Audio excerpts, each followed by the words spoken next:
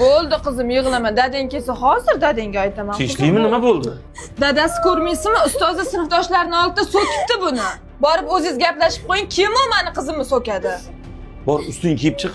Hozir boray ustozing bilan o'zim boshqacha gaplashaman. Yur qizim. Hozir ustozing dabdalasini chiqaradi. Hozir. Bolajonlar, bugungi darsimiz hammaga tushunarli bo'ldi. Uzr. Bir minutga qarab oling.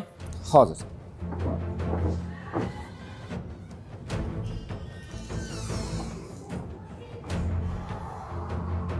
Kelinglar. Tinchlikmi?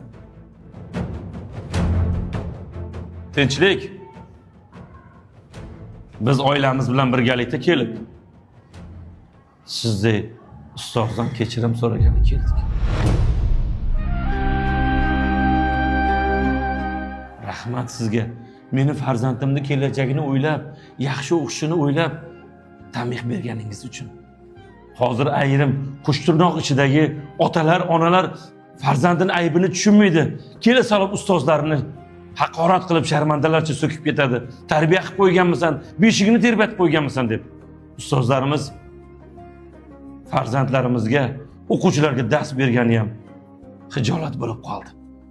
Ana o'shandan internetda madaniyatsiz, ma'rifatsiz, axloqi yo'q bolalarning videolari ko'payishni boshladi. Na so'zida, na gapida tuzi bor. Rahmat sizga ustoz.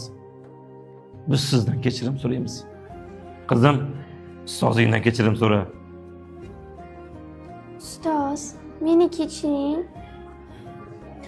Ustoz, jahl kelganda aql ketadi deyshadi. Siz to'g'risida yomon so'z gapirganim uchun meni ham kechiring.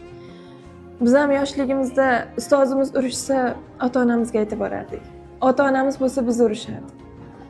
Hech qaysi ustoz o'quvchisini yomon bo'lgin deb urishmaydi. Sizga rahmat. Ustoz, biz sizni yaxshi ko'ramiz. Xizmatlaringiz buyuk bo'lsin.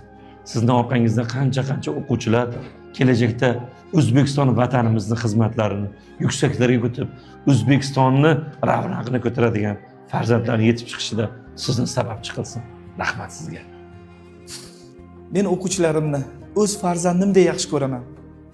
Rahmat sizlarga. Biz ustozlarni to'g'ri tushunganinglarga.